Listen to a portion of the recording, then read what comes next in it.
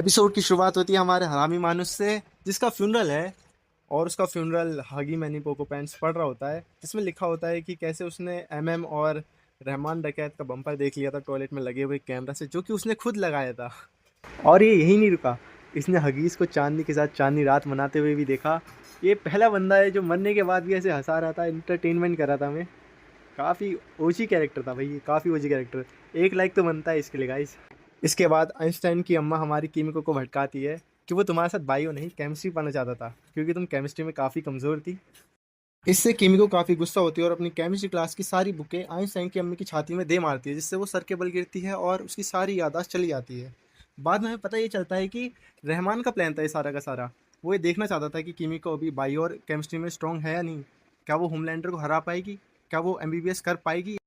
इसके बाद हम अगले सीन में देखते हैं कि होमलैंडर एक पाखंडी जो अपने आप को गॉड बोलता है, वो अपने डैडी इश्यूज़ के साथ रियान के पास गया घर घर खेलने के लिए। हाँ, घर घर खेलने के लिए।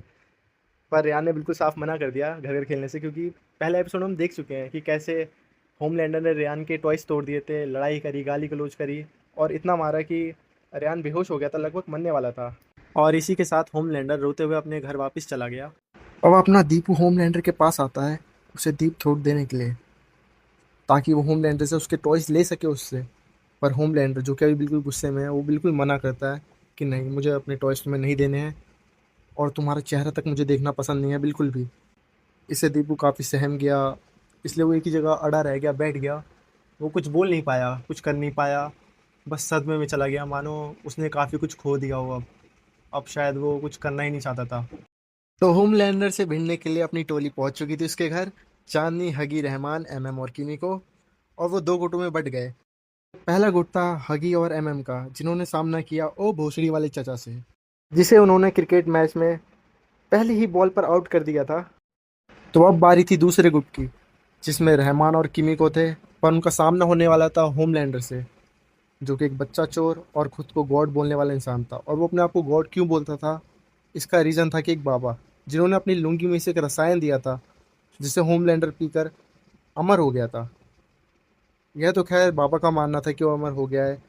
गाइस ऑफ फाइट काफ़ी ज़्यादा इंटेंस होने लगी, दोनों एक दूसरे के ऊपर टूट पड़े थे और लड़ रहे थे, मुक्के धुआंधार एक दूसरे को मारे जा रहे, लात वात जो आ रहा कुछ फेंक रहे, कभी कुछ कभी कुछ। कुछ समझ में नहीं आ रहा हो क्या रहा है, चल क्या रहा है।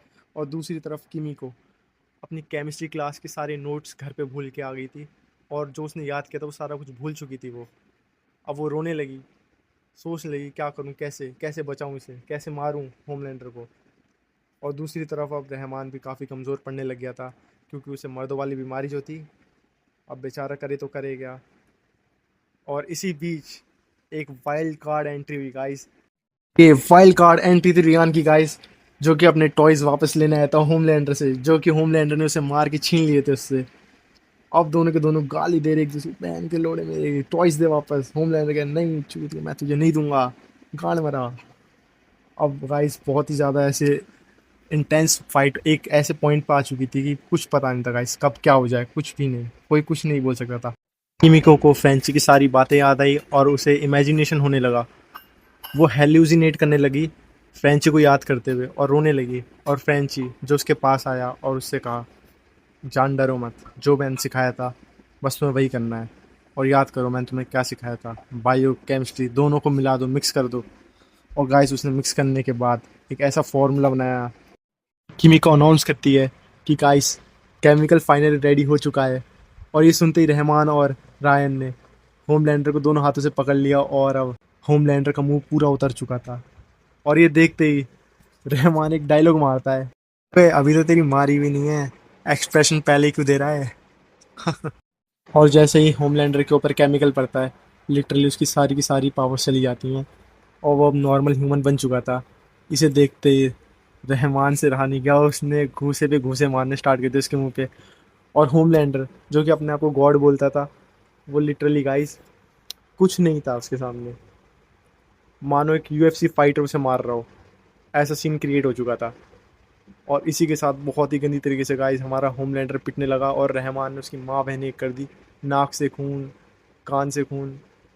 अब उसके बचने के बिल्कुल आसान नहीं थे, वो गिड़गिड़ाने लग गया उसके सामने, रोने लग गया, भीख मांगने लग गया और बोलने लग गया कि तुम चाहो तो मैं तुम्हारी बांसुरी बजा दूंगा।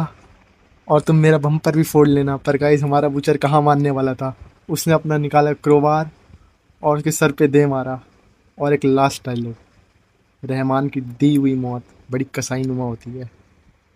और गाइस इसी के साथ होमलैंडर किस्सा ख़त्म हो गया और सब अपनी हैप्पीली लाइफ जीने लगे अब।